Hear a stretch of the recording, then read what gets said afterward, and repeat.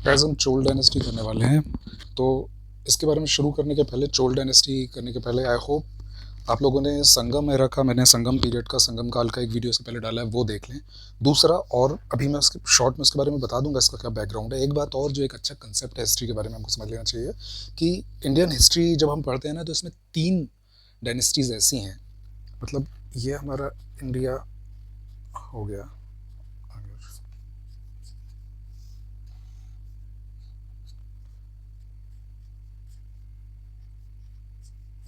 ये इंडिया है। तो इंडिया की हिस्ट्री जब हम पढ़ते हैं तो 3 डायनेस्टीज़ ऐसी आती हैं, 3 ऐसी डायनेस्टीज़ हैं जिनका, बड़ी डायनेस्टीज़, 3 बड़ी ऐसी डायनेस्टीज़ हैं जो एक बार पूरी तरह कोई एक साम्राज्य इनको पूरी तरह दबा देता है, ख़त्म कर देता है, या ये अपना सामंत बना लेता है, या मतलब इनको सिंहासन से, थ्रोन से इनको उतारता, डिथ्रोन कर देता है। ये लोग इंतज़ार करते हैं, कोई 10-20 साल इंतज़ार करता है, कोई 300 साल तक इंतज़ार करता है वो डायनेस्टी बदला लेने के लिए। और ये लोग दोबारा फिर अपना साम्राज्य वापस हासिल करते हैं, और अगली बार जब करते हैं तो और ज़्यादा ताकतवर होते हैं ये लोग। ऐसी 3 बड़ी डायनेस्टीज़ हैं इंडिया की हिस्ट्री में। तो पहली डायनेस्टीज़ तो मेरे ख्याल से आप लोग समझ भी गए होंगे कि मुगल डायनेस्टी थी जो मेनली नॉर्थ साइड से शुरू हुई थी, बाद में तो साउथ तक चली गई थी। तो मुगल डायनेस्टी थी। इनका किसके साथ ऐसा मामला हुआ था? मुगल का आपको पता होगा, हुमायूं हुमायूं जो था, हुमायूं को शेर शाह सूरी ने हराया था, दिल्ली की गद्दी पे कब्जा कर लिया था, और हुमायूं 15 साल तक भटकता रहा था। 1540 से 1555 तक भटकता रहा। फिर शेर शाह सूरी की एक एक्सीडेंट में मौत हो गई, वो पूरी स्टोरी में तो हम अंदर नहीं आ सकते। उसके बाद हुमायूं को वापस दिल्ली की गद्दी मिली, और उसके बाद सबको पता है कि Mughal empire one of the most powerful dynasties जो हमने देखी इंडिया की हिस्ट्री में। पर ये तो हो गई नॉर्थ की डायनेस्टी की बात। हम साउथ में आए तो साउथ की 2 सबसे बड़ी, अगर यहाँ से हम विंध्याचल के नीचे की बात करें, तो साउथ की 2 बड़ी डायनेस्टीज़ हैं जिनके साथ भी सेम हुआ। और मज़े की बात यह है कि ये दोनों डायनेस्टीज़ भी एक दूसरे के साथ किसी न किसी फॉर्म में कनेक्टेड रही। इन दोनों की डेस्टिनी एक जैसी रही कि मतलब पहले एक बड़ा साम्राज्य था, इनको इनके ही सामंतों ने पूरी तरह दबा दिया, ख़त्म कर लिया, अपना गुलाम बना लिया, अपना सामंत बना लिया, खुद स्वामी हो गए। और ये लोग फिर 200-300 साल अपने चांस का वेट करते रहे कि बदला लेंगे, और जब मौका आया तो इन लोगों ने उनको वापस ख़त्म किया। इन लोगों ने उनको मौका नहीं दिया, ख़त्म किया उनको, और ख़ुद अपना साम्राज्य स्थापित किया, और उसके बाद ज़्यादा ताकतवर के साथ वापस आए। ऐसी ही 2 डायनेस्टीज़ जो हैं, दोनों आप याद रखिए चा से शुरू होती हैं। एक है चोल, जिसके बारे में आज हम पढ़ने वाले हैं, और एक है चालुक्य। चालुक्य के अंदर भी हम बहुत डीप में नहीं जाएंगे। मैं आपको बता दूं कि ये वाला एरिया जो है मेनली, इसके आगे पीछे होता रहता था एक्सपांशन, कभी बढ़ जाना कभी कम हो जाना, मेनली ये था। और चोल के बारे में बताऊँ, चोल चालुक्य में आप जो पढ़ेंगे तो चालुक्य की 3 चालुक्य आप पढ़ेंगे। एक वातापी चालुक्य, इनकी कैपिटल, इनकी जो राजधानी थी वो वातापी थी। यहाँ पर इनको राष्ट्रकूट, आपने डायनेस्टी सुनी होगी, राष्ट्रकूटों ने इनको हरा दिया। राष्ट्रकूट इन्हीं के सामंत थे। अब ये लैंड ग्रांट दी जाती थी, ज़मीनें देते जा रहे हैं, इनकी ताकत इतनी बढ़ गई कि इन्होंने अपने ही राजा को हरा दिया, और खुद बहुत ताकतवर, राजपूत डायनेस्टी खुद में बहुत ताकतवर डायनेस्टी थी। आप लोगों को पता होगा, इन लोगों ने ट्राईपार्टाइट, जो कन्नौज पे जो ट्राईपार्टाइट स्ट्रगल हुआ था, प्रतिहार, पाल और राजपूत के बीच में हुआ था। पर ये वातापी वाले चालुक्यों ने इनको, राष्ट्रकूट को दोबारा ख़त्म किया, और फिर खुद जब दोबारा सेकंड चालुक्य जब आए तो उनकी कैपिटल क्या हो गई? कल्याणी। वो इस बार यहाँ पर हो गई, महाराष्ट्र में ही। और एक और वेंगी चालुक्य है, तो वो इन्हीं का, यहाँ पर पुलकेशिन II करके एक राजा हुआ था, उसी ने यहाँ पर एक पोर्शन जीता था। तो उसके बारे में हम पढ़ेंगे। तो हाँ, यहाँ पर एक वेंगी चालुक्य डायनेस्टी बनी थी। तो एक चालुक्य कैसे हो गए जिनके सामंत उनको दबाया, ये वापस आए। दूसरे हैं चोल, साउथ इंडिया की सबसे पॉपुलर डायनेस्टी है, साउथ इंडिया का मुगल्स है ये चोल डायनेस्टी के साथ भी ये हुआ था। चोल के बारे में हम डिटेल में पढ़ने जा रहे हैं, पर मोटे तौर पर मैं आपको बता दूं कि ये संगम पीरियड में हमने देखा था कि यहाँ पर होते थे चेर, फिर यहाँ पर होते थे ये वाला चोल थे, और ये पांड्य थे। चोलों को पल्लवों ने इनको हराया और इनको अपना सामंत बना लिया। ये पहले पल्लव जो थे चोलों के सामंत थे, फिर चोलों को इन लोगों ने सामंत बना लिया। इसमें हम देख चुके हैं कि करिकल करके इनका भी बहुत प्रतापी राजा था, इनका चोलों का। ये चोल भी कम नहीं थे, ये बहुत ही उल्टी खोपड़ी के जितने भी रूलर्स होंगे इनके आगे हम पढ़ने वाले हैं, बहुत ही तिरछी खोपड़ी के सारे रूलर्स थे। इतनी इंसल्ट करते थे जिसको हराते थे, और पहले से धमकी देते थे कि भाई तुम ये कर लो, और नहीं माने तो उसकी पूरी तरीके से धो के रख देते थे, कि मतलब एक आध दो ने तो सुसाइड कर लिया, इतनी बेइज्जती की। तो सबके बारे में हम देखेंगे तो चोल दोबारा ये ऐसे थे। इनके बीच में कनेक्शन मैंने बोला अब क्या था, तो मैंने जैसे अभी आपको बताया कि राष्ट्रकूट, ये जो चालुक्य थे, इनका पुलकेशिन टू नाम का एक पुलकेशिन टू नाम का एक रूलर हुआ था जिसने हर्षवर्धन को हराया था। ए होल इंस्क्रिप्शन हर्षवर्धन अगर आपने सुना हो, हिस्ट्री आपने थोड़ी बहुत पढ़ी हो तो आपको पता होगा। उसके बाद इसने पल्लव जो कि चोलों के सामंत थे, चोलों को दबा दिया था मैंने बताया, उनके एक राजा थे महेंद्र वर्मन, उनको हराया पुलकेशिन टू ने। अब ये ओवर कॉन्फिडेंट हो गया, पर महेंद्र वर्मन का जो लड़का आया नरसिंह वर्मन, वो बहुत पावरफुल था। पुलकेशिन टू उसी गलतफहमी में थे कि इनके बाप को हराया, उसने अटैक कर दिया, फिर उसने उसको हराया, इनकी वातापी में घुस के इसको मारा था पुलकेशिन को।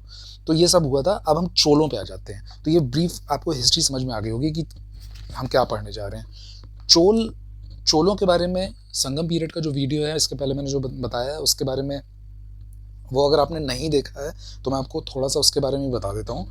संगम पीरियड हुआ साउथ इंडिया की, जो सीधी बात है, साउथ इंडिया की जो हिस्ट्री है ना, मान लीजिए ये साउथ इंडिया पकड़ लीजिए, साउथ इंडिया की जो हिस्ट्री है वो संगम पीरियड से पढ़ते हैं हम। अब ये संगम पीरियड क्यों बोलते हैं कि यहाँ पर तमिल लिटरेचर को बढ़ावा देने के लिए, तमिल साहित्य को बढ़ावा देने के लिए संगम होता था, मतलब काउंसिल होती थी। तीन बड़ी डायनेस्टी के पंडित, स्कॉलर्स, विद्वान और राजा महाराजे, एक डायनेस्टी थी यहाँ पे पांड्य, ये ज़्यादा सकरा बन गया, तो यहाँ पे थे पांड्य, यहाँ पे नीचे, यहाँ पे थे चेर, ये थे चेर, ये थे पांड्य, और यहाँ पे थे चोल। तो ये चोलों के बारे में हमने पढ़ा था। ये चोलों की पहली वाली ब्रांच थी, चोलों की पहली ब्रांच थी जिनको पल्लव हरा देंगे। तो मैं आपको पिछली वाली ही नोट से बता देता हूँ, आप इसको देख लीजिएगा, इसका वीडियो हमने बनाया हुआ है। तो ये देखिए, हमने देखा था कि यहाँ पर पांड्य थे, ये चेर थे, ये पांड्य थे नीचे, और यहाँ पर चोल थे। ये तीनों जो हैं वो पांड्य राजाओं के यहाँ आते थे, क्योंकि ये पांड्य ही संगम को ऑर्गेनाइज करते थे।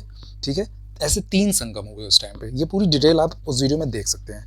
तो इन्हीं चोल के बारे में हमने पढ़ा था, इसको शॉर्ट में मैं आपको बता देता हूँ। ये संगम पीरियड में एक जो मेन डायनेस्टी थी चोल वंश। तो चोल वर्ड का मतलब होता था नया देश। इनकी जो उस टाइम राजधानी थी, ये बात याद रखिएगा, उस टाइम राजधानी थी उरईउर। अब आगे जाके जो दोबारा ये उठेंगे पल्लवों से जीतने के बाद, तो वो तंजौर हो जाएगी। अभी आप ध्यान रखिए उरईउर। इनका जो सिंबल था, जैसे हमारा अशोक स्तंभ वाला वो है ना, सत्यमेव जयते वाला, तो इनका जो सिंबल था वो टाइगर था। ठीक है, तो उरईउर कैपिटल थी और टाइगर इनका सिंबल था। इनकी ज़मीन के बारे में, क्योंकि यहाँ पे कावेरी नदी आती थी इनके यहाँ, तो इनका बहुत फर्टाइल, बहुत उपजाऊ भूमि थी।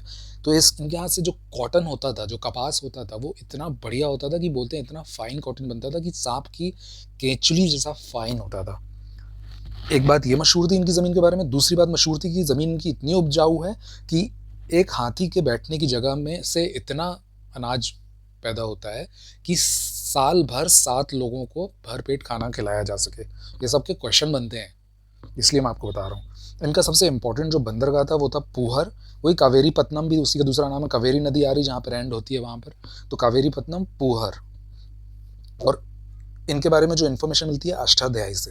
तो हमने क्या देख लिया, पुराने वाले चोल जो हैं उनका उरईउर राजधानी थी, टाइगर उनका चिन्ह था, मोस्ट फर्टाइल इनकी उपजाऊ लैंड के बारे में क्या बोलते थे, इनकी ज़मीन के बारे में, इनकी जो खेती वगैरह जो करते थे कि यहाँ पे जो कॉटन निकलता है वो सांप की केचली जैसा फाइन ट्रांसपेरेंट टाइप का होता था, और एक हाथी के बैठने की जगह पे 7 आदमियों का खाना निकल आता है साल भर का। बंदरगाह था इनका पूहर। पहली इन्फॉर्मेशन इनके बारे में अष्टाध्यायी नाम की बुक जो है पाणिनि ने लिखा है, अगर आपने कभी सुना हो, वहाँ से मिलती है। और ये कौन है, चोल, संगम पीरियड की साउथ इंडिया की स्टोरी, दक्षिण भारत की स्टोरी शुरू होती संगम पीरियड से। 3 मेन डायनेस्टीज थी, चेर, चोल, पांड्य। हम चोलों के बारे में पढ़ रहे हैं। चोल कि ये पुराने वाले चोल जो हैं वो उरईउर, टाइगर, मोस्ट फर्टाइल उपजाऊ लैंड, बंदरगाह इनका पूहर, कावेरीपत्तनम, और अष्टाध्यायी से पहली इन्फॉर्मेशन। इनका एक राजा जो फर्स्ट राजा, सिर्फ इनके बारे में हमने पढ़ा था, इलनजीत चेन्नई नाम था। इनके बारे में हम इसलिए पढ़ रहे हैं क्योंकि एक तो ये संस्थापक हो गए, फाउंडर हो गए। दूसरी बात, ये जब वॉर पे जाते थे, युद्ध पे जाते थे ना, तो बहुत बड़े बड़े और सुंदर चैरियट, रथ लेके जाते थे। इनकी एक खासियत थी। क्वेश्चन बनेगा कि अपने सुंदर रथों के लिए कौन सा चोल राजा जाना जाता है, तो वो नाम दे देंगे। दूसरा, अब इनके तिरछी खोपड़ी वाले राजा स्टार्ट होंगे। पहला है, अच्छा, इनकी श्रीलंका से खास दुश्मनी है, मतलब इनका जैसे जैसे वंश बढ़ता जाएगा वैसे वैसे श्रीलंका की वाट लगाते जाएंगे ये लोग। पहला शुरुआत होती है करिकल से। ये गया भाई इसको रियल फाउंडर ही बोलते हैं, क्योंकि ये ज़्यादा रियल फाउंडर यानी रियल संस्थापक जिसने सच में इनके पावर को बढ़ाया। करिकल का मतलब होता है जले पैर वाला। इनके पिताजी को मार डाला था इनके ही मंत्रियों ने, और इसको बंदी बना लिया था और जेल में डाल दिया था, और वहाँ पे आग लगाई। तो वहाँ से जब ये भागा तो इसके पैर जल गए थे, तो अब ये खुरिया के बैठा था, और इसलिए फिर इसी आग में ये सबसे ताकतवर हुआ, और इतना ताकतवर कि एक युद्ध हुआ वेणी का युद्ध, उसमें 11 राजाओं की सेनाओं को अकेले इसकी सेना ने हराया था। और दूसरा युद्ध हुआ था वहापरन दलाई। वेणी का युद्ध ज़्यादा इंपॉर्टेंट है। ये वहापरन दलाई के युद्ध में इसने 9 राजाओं की सेना को एक साथ हरा दिया। उसके बाद गया ये श्रीलंका। अब बारी आ गई श्रीलंका की। श्रीलंका गया यहाँ पे इनका साम्राज्य है।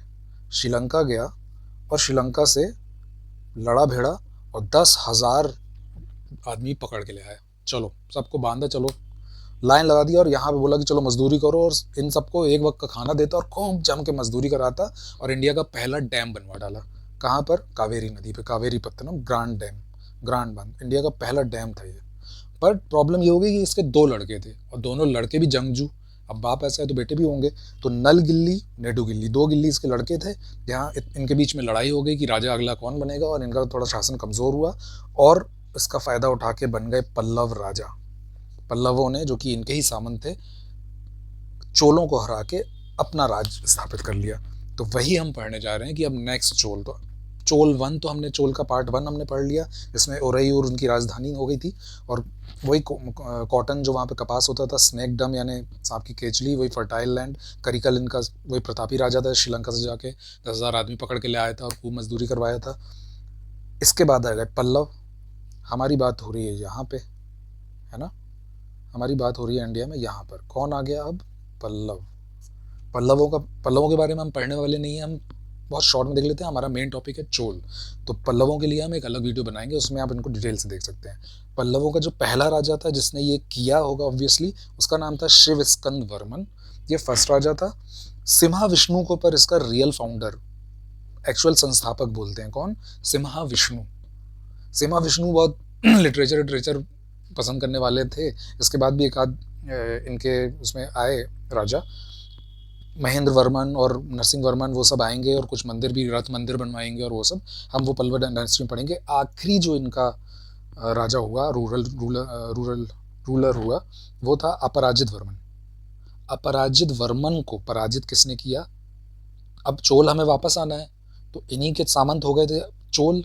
ये अपने इंतजार में बैठे थे कि बदला लेना है। आग, इनके अंदर आग जल रही थी। 250 साल, 300 साल निकल गए, टाइम नहीं आया। 350-400 साल बाद ये याद कर रहे थे कि हमारे बाप दादा के साथ ये हुआ है, और उनको जब मौका मिला तो आदित्य वन नाम का जो इनका रूलर था चोलों का, इसने, अपराजित वर्मन जो कि लास्ट रूलर था पल्लवों को, इनको हरा दिया, और फाइनली पल्लव पूरी तरह ख़त्म हो गए, और यहाँ पर वापस स्थापित हो गया चोल साम्राज्य। और इस बार इन लोगों ने अपनी राजधानी रखी तंजौर। पिछली बार रखी थी उरायूर, इस बार क्या रखी? तंजौर। ठीक है। पर दोबारा जो चोल बने, तो उनका जो संस्थापक, उनका जो फाउंडर है, वो बोला जाता है विजयालय को। ऐसा क्यों? हराया तो आदित्य वन ने पहले। तो एक्चुअली आदित्य वन का जो फादर था विजयालय ने ही अपने आप को इंडिपेंडेंट सामंत डिक्लेयर कर दिया था, पर पल्लवों को पूरी तरह ख़त्म नहीं कर पाया था। अभी भी पल्लव राजा अपराजित वर्मन बचा हुआ था। इसको पूरी तरह ख़त्म करने का श्रेय आता है आदित्य वन को, पर संस्थापक कहलाएगा विजयालय। ठीक है। हमको पहुंचना है इनके सबसे टेढ़ी खोपड़ी वाले 2 राजाओं के पास। दोनों बाप बेटे हैं। एक का नाम है राजराज चोल, दूसरा है राजेंद्र चोल। उसके पहले देख लीजिए आप, इंपॉर्टेंट रूलर है परांतक वन। चोल डायनेस्टी का नेक्स्ट रूलर है परांतक वन। परांतक वन जो है वो तकोलम के युद्ध में राष्ट्रकूट का राजा था कृष्ण 3, इससे हारा था। अब राष्ट्रकूट कौन? अभी थोड़ी देर पहले मैंने आपको बताया था कि चोलों के अलावा यहाँ पे जो चालुक्य होते थे इस एरिया में, उनके साथ भी यही हुआ था कि इनके सामंतों ने चालुक्यों को, वातापी वाले चालुक्यों को इनके सामंतों ने हराया था, और फिर दोबारा चालुक्यों ने इनको हरा के और दोबारा बन गए थे। मतलब चोल जैसे एक बार हारे और फिर जीत के दोबारा राजा बने, वैसी। तो चालुक्यों का कौन सा सामंत था जो इनको हराया था? राष्ट्रकूट। तो ये राष्ट्रकूट डायनेस्टी का रूलर था कृष्णा 3, जिससे तकोलम युद्ध में परांतक वन हारा था, क्योंकि चोल अभी बने ही थे, इनकी ताकत धीरे धीरे बढ़ रही थी। तो ये अभी हार गए। तो कोल्लम के युद्ध में राजपूत शासक कृष्ण से परांतक वन हार गए। परांतक वन के बारे में दो बहुत इंपॉर्टेंट चीजें हैं। उत्तर मेरूर इंस्क्रिप्शन चोलों के बारे में इंफॉर्मेशन देता है। ये उत्तर मेरूर इंस्क्रिप्शन, इसको पानी में घोलिए और आप पी लीजिए, तभी आपसे उत्तर बनेगा। उत्तर मेरूर इंस्क्रिप्शन क्यों इंपॉर्टेंट है? ये जितनी भी हिस्ट्री पढ़ ली ना हमने, पूरा महाजनपद निकल गया, अशोक निकल गए, शुंग निकल गए, सातवाहन निकल गए, वकाटक हो गए, सब हो गए। इकलौते चोल रूलर हैं जिन्होंने लोकल सेल्फ गवर्नमेंट, यानी जो जैसे पंचायती राज है ना अपना, कि खुद का शासन, स्वशासन, लोकल सेल्फ गवर्नमेंट, पंचायत की लोग खुद अपना रूल चलाएं, अपना खुद का एडमिनिस्ट्रेशन चलाएं, प्रशासन चलाएं, ये चोलों ने ही दिया था। सिर्फ पूरी हिस्ट्री में साउथ में इतनी अकल सिर्फ इन्हीं की चली थी। इनके बाद सीधे लॉर्ड रिपन आएगा अंग्रेज़ों के टाइम। ये बहुत बढ़िया आदमी था, अगर आपने ये सब पढ़ा हो अंग्रेज़ों का पीरियड, तो सीधे लॉर्ड रिपन आएगा। तो इसलिए लोकल सेल्फ गवर्नमेंट की जानकारी उत्तर मेरूर इंस्क्रिप्शन से मिलती है, उत्तर मेरूर अभिलेख से मिलती है, इसलिए ये बहुत इंपॉर्टेंट है। ये किसका अभिलेख है? परांतक वन का। परांतक वन कौन है? चोला रूलर है, चोल किंग है ना। इसने मदुरई जीता था। मदुरई कहाँ पे है? बिल्कुल साउथ में, तमिलनाडु के साउथ में। कहाँ पे? ये पांड रूलर थे यहाँ पे। संगम पीरियड में अभी हमने देखा था 3 थे, यहाँ पर चेर, यहाँ पे ऊपर चोल, यहाँ पे पांड। तो यहाँ पर था मदुरई, जो कि कैपिटल था पांड्यों की, तो इसने मदुरई को जीत लिया था। कोंड याने होता है, ये कोंड वर्ड आपको बहुत मिलेगा जब भी आप साउथ की डायनेस्टीज पढ़ेंगे। तो कोंड याने होता है विजेता। तो मदुरई को जीता, तो मदुरई कोंड की उपाधि धारण की, इसने टाइटल अडॉप्ट किया परांतक वन ने। तो परांतक वन हो गया। हम पढ़ रहे हैं चोल किंगडम का सेकेंड बार जब वो उठा है तब। पहला हमने देख लिया विजयालय संस्थापक था। आदित्य वन ने पूरी तरीके से पल्लवों को ख़त्म किया था, जो कि पहले कभी इनको हरा चुके थे, तो पूरी तरह से को ख़त्म कर दिया। अब चैन से बैठे, तो परांतक वन की थोड़ी पावर बढ़ी होगी। पहला युद्ध तो ये हार गए, पर नीचे जाके मदुरई जीत लिया, तो मदुरई कोंड हो गए। इन्होंने एक अभिलेख लिखवा दिया, उत्तर मेरूर अभिलेख, जिसमें क्या पता चलता है कि इन लोगों ने लोकल सेल्फ गवर्नमेंट यानी स्थानीय स्वशासन की व्यवस्था की थी। नेक्स्ट बढ़ते हैं। परांतक वन के बाद आ गया परांतक 2। इसको बोलते थे सुंदर चोल भी। अब मैं आपको बता देता हूँ कि चोल डायनेस्टी इतनी इंपॉर्टेंट क्यों है।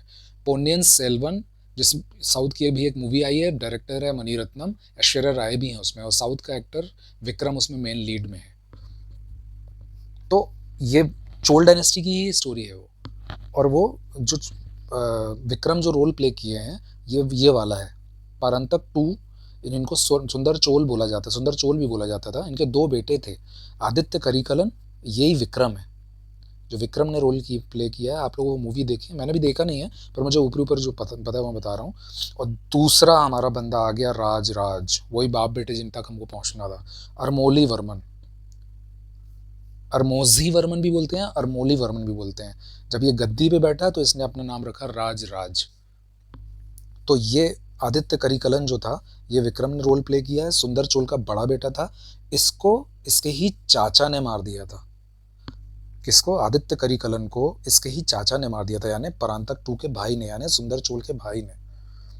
और चाचा बैठ गया गद्दी पे। इस दौरान ये चुपचाप बदले की आग में जलता रहा, खून के घूंट पीता रहा। कौन? राज। पर ये था बहुत टेढ़ा आदमी भाई। ये वेट करता रहा और उप राजा के तौर पे रूल करता रहा। चाचा जब बूढ़े हुए तब इनकी बारी आई। अच्छा, पोन्नियन सेल्वन जो बना है, मूवी बनी है, उस एक बुक पर बनी है जिसको केके ने लिखा है। पोन्नियन सेल्वन बुक, केके यानी कल्कि कृष्णन। ये क्योंकि मूवी आ गई है इसलिए आपको ये याद रखना चाहिए। कल्कि कृष्णन है, वैसे भी बहुत इंपॉर्टेंट नॉवेल है एक्चुअली ये, तो ये चोल डायनेस्टी के ऊपर ही बेस्ड है। तो अब देखिए आप राज की कहानी। राज की कहानी ये थी, राज 1, कि चाचा को इन्होंने, इनके ऊपर, हालांकि ये इनके ऊपर इल्ज़ाम लगते रहे कि इन्होंने चाचा को मार दिया, पर ये इनका हमेशा ये बोलना था कि चालुक्यों से कोई आके चाचा को मार के गया है, चालुक्यों की ये साजिश है। पर चाचा का जो लड़का था वो इनके ऊपर इल्ज़ाम लगाता था। इस वजह से इनकी जो दादी थी, मतलब राज की जो दादी थी, यानी चाचा की जो मम्मी थी, वो इससे गुस्सा रहती थी। तो दादी को मनाने के लिए इसने बोला कि मैं तो चाचा का पूरा सम्मान करता हूँ और मैं तो उनकी याद में एक मंदिर बनाना चाहता हूँ। अगर मुझे उनसे कोई दुश्मनी होती तो मैं उनके लिए मंदिर क्यों बनवाता। तो दादी बहुत थोड़ा सा सात्विक स्वभाव की थी, थोड़ा सा पूजा पाठ में रहती थी, तो वो खुश हो गई, बोली दिखाओ तुम हमको ज़मीन दिखाओ कहाँ पे मंदिर बनाने वाले हो। तो ये दादी को ले भी गया कि चलो दादी मानती है तो एक मंदिर बनवा देंगे। वहाँ जब गया तो वहाँ जाके इसका दिमाग घूम गया और उसके दिमाग में आया एक आइडिया कि मैं एक ऐसा विशाल बड़ा मंदिर बनाऊंगा कि मेरा नाम कई सालों तक लोग लेते लेते रहें। और ये लोग थे शैव, शैव यानी शिव जी को मानने वाले। तो इसने चाचा का जो मंदिर का प्लान था वो तो किया कैंसिल, दादी हो गई नाराज़ तो होती रहे क्योंकि अब इनकी पावर बढ़ती जा रही थी। और इनका हाल ये था, ये इतना सनकी आदमी था कि पता चला किसी भी काम के लिए पैसे की ज़रूरत है, चलो चालुक्य को मार के आए, चालुक्य राजा को मारो पीटो, इनसे गोल्ड छीनो और वापस आके अपना काम कर लो। फिर कुछ तो अब जब बड़ा मंदिर बनाना है जिसका नाम होने वाला है राज राजेश्वर बृहदेश्वर, जो कि इनकी राजधानी तंजौर में बना था, ये फिर पहुंच गए चालुक्यों को मारने। हाल ये कर दिया इस बंदे ने कि चालुक्यों का एक राजा था, सोमेश्वर नाम था उसका, उसको इतनी बार इसने मुड़थपड़ी किया, इतनी बार मार के आया कि ये जाके इस सदमे में कि मेरी इतनी बेइज्जती किया कि तुंगभद्रा रिवर में जाके कूद गया और अपनी जान दे दिया। ये क्वेश्चन बनता है कि कौन सा चालुक्य राजा था जिसने सुसाइड कर लिया था, तो सोमेश्वर नाम था उसका। बहरहाल इनसे पैसा वैसा खींच के ले आया और राज राजेश्वर बृहदेश्वर मंदिर बनवाया तंजौर में। बहुत इंपॉर्टेंट है ये, इसको आप रट लीजिए। किसने बनवाया? राजराज ने। राजराज ने राजराजेश्वर बृहदेश्वर मंदिर कहाँ पर है? तंजौर में है। ठीक है, अब फिर आई श्रीलंका की बारी। इनके बाप दादा क्या करके आए थे? 10,000 मजदूर पकड़ के आए थे। अब ये बोले कि मजदूर पकड़ के लाने की क्या जरूरत है, हम वहीं राज करेंगे। उठाया अपनी शिप विप, नेवी बहुत स्ट्रांग थी ऑब्वियसली इनकी। ये पहुंच गए फिर से श्रीलंका में, मार कूट के आधा श्रीलंका जीत लिए, नॉर्थ श्रीलंका जीत लिया इन्होंने। राजा वहाँ था महेंद्र वर्मन, महेंद्र फिफ्थ। महेंद्र पंचम को इसने हराया। महेंद्र पंचम भाग के नीचे की तरफ दुबक के बैठ गया। तो अपनी राजधानी छोड़ के जब भागा तो इसको गुस्सा आ गया कि साले राजधानी छोड़ के क्यों भागे तुम। तो इसने पूरे राजधानी को, अनुराधापुरम नाम था राजधानी का उस टाइम श्रीलंका की, तहस नहस किया और यहाँ पर अपना राज जमा लिया। और ऊपर नॉर्थ श्रीलंका का नाम बदल के रख दिया मामुंडी चोल मंडलम। क्या? मामुंडी चोल मंडलम, उत्तर श्रीलंका को। किसको हराया? महेंद्र फिफ्थ। कैपिटल क्या थी उसकी, राजधानी क्या थी? अनुराधापुरम। तो इन्होंने क्या किया, चाचा के नाम पे मंदिर शुरू किया पर बना लिया अपना मंदिर राज राजेश्वर बृहदेश्वर, नाम क्योंकि राजराज है। ये किसका बेटा है? परांतक टू का। परांतक टू का छोटा बेटा है। चाचा को क्यों टपका दिया? ऐसा इसके ऊपर इल्ज़ाम लगा था, ऐसा बोल नहीं सकते हम कि चाचा को मार ही दिया था, क्योंकि चाचा ने इनके बड़े भाई को मारा था, आदित्य करिकलन को मारा था, परांतक टू के बड़े भाई को मारा था। तो मेन क्वेश्चन ये है कि राज राजेश्वर बृहदेश्वर मंदिर तंजौर में बनाया। बृहदेश्वर मंदिर किसने बनाया? राजराज वन ने। श्रीलंका गया, महेंद्र फिफ्थ पीछे भाग गया तो उसकी कैपिटल को तहस नहस कर दिया। श्रीलंका, उत्तरी श्रीलंका का नाम रख दिया मामुंडी चोल मंडलम। अब ऐसे तो राजराज जो है वो सबसे खतरनाक राजा था चोल डायनेस्टी का, पर इसका बेटा जो था ये इससे ज़्यादा सनकी था। क्यों? श्रीलंका की तो सबको वाट लगानी है, खानदानी मर्ज है ये। अब आए राजेंद्र चोल, इनके बेटे। अब ये पहुंचे सबसे पहले श्रीलंका, बोले पापा का बचा हुआ काम हम करेंगे। महेंद्र पंचम जो छिप के गए थे नीचे, बोले तुम नीचे जाओगे, हम नीचे आ जाते हैं। पहुंच गए नीचे, हाथ पैर में रस्सी बांधा, पकड़ के लाया तंजौर, पलटा उल्टा लटका दिया और इतने दिल लटकाए रहा कि जब ये नीचे आया तो इसकी डेथ हो गई। महेंद्र पंचम मर गया। इसको बंदी बना के कौन ले आया था? राजेंद्र चोल। अब जब इससे फुर्सत हुए तो इनकी मम्मी बोली राजेंद्र चोल से कि तुम हमको शिवलिंग का जलाभिषेक करना है, तुम हमको गंगा जल मंगवा के दो। तो बोले कोई बात नहीं, हम मंगवा देते हैं। उस टाइम पर यहाँ पर पाल डायनेस्टी थी। कहाँ पर? बंगाल में। यहाँ पर पाल डायनेस्टी थी। ये वही पाल डायनेस्टी है, बंगाल में पाल डायनेस्टी थी। ये वही पाल डायनेस्टी है जिसने कन्नौज वाले त्रिपक्षीय संघर्ष में भाग लिया था। कौन कौन थे त्रिपक्षीय संघर्ष में? आप लोगों को पता होगा, गुर्जर प्रतिहार, पाल और यहाँ से राष्ट्रकूट, ये तीन थे। ये ऐसे वैसे नहीं थे, ये पावरफुल लोग थे। उस वक्त इनका राजा कौन था? महीपाल। पर ये तो उल्टी खोपड़ी के, सीधी बात करते आता नहीं। इन्होंने मैसेज भेजा महीपाल को कि एक काम करो, तुम एक बॉटल या फिर एक कलश, उस टाइम में कलश होते थे, तो एक कलश में गंगा का पानी भरो, गंगा जल भरो और अपने सिर पे रख के पैदल आओ हमारे पास। मतलब सिर्फ मंगवा लेता जल, बोलता तुम भी लेके आ जाओ चलो, तो भी आदमी बर्दाश्त कर लेता, पर इतनी बेइज्जती तो महिपाल बोला यार भाई इतना मतलब हम हमारे बाप दादा मतलब गोपाल हमारे दादा थे और ये था वो था, तुम इतने तो बोले नहीं आओगे तो फिर हम आएंगे और बहुत मारेंगे। तो बोला आओ फिर, अब इतनी बेइज्जती की हो तो लड़ना पड़ेगा। ये पहुंच गया यहाँ से होता हुआ सीधे ऊपर बंगाल, और इसको पकड़ के खूब पीटा और इसको बोला अब चल। इसके सिर पे रखवाया कलश, यहाँ से पैदल चलवा के इसको लेके आया और वो कलश लिया, बोला अब तुम ले लिया, अब तुम जाओ अपने बंगाल पे राज करो। छोड़ दिया उसको, यहाँ पे जीत लिया था पर उसको छोड़ दिया, बोला बस यही काम था। ये बोला क्या सन की आदमी है। तो अब जब गंगा जीत लिया, गंगा पाने के लिए, गंगा के पानी के लिए किया, गंगा यहाँ से निकलती है बंगाल से, तो टाइटल क्या रख लिया, गंगई कोंड। फिर आ गया कोंड, कोंड यानी क्या, विजेता। क्या जीता, गंगा को जीता। और तंजौर के पास ही एक नया शहर बसाया इसने जिसका नाम रख दिया गंगई कोंड चोलपुरम। गंगई कोंड यानी गंगा का विजेता, गंगई कोंड चोलपुरम, कोई दिक्कत। गंगई कोंड चोलपुरम, और यहाँ पे बनाया एक गड्ढा, वहाँ पे भरवाया पानी। एक गड्ढा बनवाया कहाँ पे, गंगई कोंड चोलपुरम में, जो कि इनकी नई राजधानी बन गई। और इसमें भरवाया पानी और इसमें डाल दिया वो कलश का गंगा जल और बोल दिया ये हो गई चोल गंगम, यानी चोलों की गंगा। अब जब ये बंगाल को हरा दिया और उसको बोले अब तू निकल, सिर्फ एक बोतल पानी के लिए तुमने इतनी उसकी कचरा कर दी कि इसके बाद ना पाल डायनेस्टी बची नहीं थी। इसके बाद मेहर भोज करके एक राजा हुआ था, ये इतना सदमे में चला गया कि उसको आके इसने पीटा और पाल डायनेस्टी को खत्म कर दिया। इन्हीं के सामंतों ने इनको पीटना शुरू कर दिया था। बोले तुम इतनी दूर पिट के आए हो, अब तुम्हारी क्या इज्जत करें हम, कैसे तुमको अपना राजा माने। तो ये खत्म हो गया था इसके बाद पाल डायनेस्टी, इतनी बेइज्जती के बाद। यही नहीं रुके ये, इसके बाद ये इतने बड़े हीरो बन गए कि भाई कैसा सन की आदमी है, यहाँ पर साउथ में एक राजा हुआ ऐसा वैसा। इनकी जो ख्याति है पहुँच गई ऊपर, यहाँ पे नॉर्थ में चाइना है अपने, तो चाइना तक। अब चाइना वाले इसके बारे में बात कर रहे थे और वहीं पे बैठा हुआ था इंडोनेशिया, सुमात्रा जावा जो ये जावा मानते होंगे, यहीं तो है ना इंडोनेशिया, श्रीलंका की तरफ। यहाँ का राजा था, यहाँ का शैलेंद्र, यहाँ पर शैलेंद्र डायनेस्टी चलती थी। शैलेंद्र डायनेस्टी का एक शासक था, राजा था, ये चाइना में वहीं पे बैठा हुआ था। तो इससे बोले कि यार तुम्हारे वहाँ पास में यहाँ पे एक राजेंद्र चोल नाम का राजा है, ये बड़ा खतरनाक है सुना है। बोला अरे कुछ नहीं, मैं जब चाहूँ उसको पीट पाट के आ जाऊँगा। अब इन्होंने तो इतना बोल दिया, पर ये खबर पहुँच गई राजेंद्र चोल के पास। ये अपनी मम्मी के साथ करवा रहे थे जलाभिषेक। इनको जैसे ही पता चला तो जलाभिषेक के बीच से उठ के चले गए। मम्मी बोली कहाँ जा रहे हो, कहते 1 मिनट आया है। और ये सीधे यहाँ पहुँचे किनारे, बोले पूरी शिप्स निकालो, पूरी जितनी अपना बेड़ा है निकालो। सुमात्रा जीते, जावा जीते और पकड़े शैलेंद्र राजा को, शैलेंद्र शासक को। इनको भी उल्टा लटकाया, किसके जैसे, महेंद्र पंचम के जैसे। बोला तुम लटके रहो, उल्टा लटकाया, दोनों हाथ नीचे। चाइना संदेश भेजा, बोला कि तुम अपने एम्बेसडर को अब यहाँ भेजो। चाइना से एम्बेसडर आया कि क्या हुआ भाई, क्यों बुलाया, आपका बहुत नाम सुना है। बोला ये देखो ये कौन लटका है। तो ऐसे चेहरा पलटा के देखा तो शैलेंद्र शासक। बोला तुमको बोला था ना हमको पीटेगा ये, इसको देखो हम उल्टा लटकाए हैं। और उसके सामने उसकी पिटाई करवाया। बोले समझ गए हम क्या है। बोले हाँ। अब कहते तुम उतार दो इसको।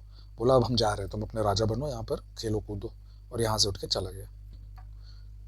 तो ऐसा पागल उल्टी खोपड़ी के लोग थे ये। इनके पिताजी और राजेंद्र चोल यानी राजराज और राजेंद्र चोल दोनों के गुरु एक ही थे, ईशान शिवा। इन्हीं की सलाह रहती थी तो ये सब पगलाते फिरते थे, ईशान शिवा। तो ये हो गया इसके बाद और भी कुछ रूलर्स हैं, पर आपको ये सीधे पढ़ना है कि लास्ट रूलर चोल डायनेस्टी का राजेंद्र थर्ड था। ये हो गई हमारी चोल डायनेस्टी। एक बार आपके लिए रिपीट कर देता हूँ मैं। सबसे पहले हमने देखा कि संगम पीरियड में 3 डायनेस्टी थी। संगम पीरियड 3 डायनेस्टी थी। यहाँ थी चेर, यहाँ पे थी चोल और यहाँ पे थी पांड्य। चोल जो सबसे पहले चोल थे उनकी राजधानी थी उरैयूर, एम्बलम था टाइगर, और यहाँ की ज़मीन बहुत फर्टाइल थी। करिकल इनका सबसे प्रतापी राजा हुआ जिसने श्रीलंका से 10,000 मजदूरों को पकड़ के लाया और ग्रांट डैम बनाया, कावेरी पत्तनम नाम का बांध बनवाया, इंडिया का पहला डैम। उसके बाद इन लोगों को हरा के पल्लव डायनेस्टी आ गई जिसमें शिव स्कंद वर्मन पहला रूलर हुआ। आखिरी रूलर अपराजित वर्मन हुआ, आदित्य वन ने उसको हरा दिया। चोल अब दोबारा आए और इस बार इन्होंने राजधानी रख दी तंजौर। विजयालय इनका फाउंडर हुआ और आदित्यवन वही जिसने इनके पल्लवों के लास्ट रूलर को ख़त्म किया था। परांतक वन जो कि जिनका उत्तर मेरू अभिलेख है जिसमें ये पता चलता है कि इकलौते चोल वो हैं जिन्होंने स्थानीय स्वशासन दिया था।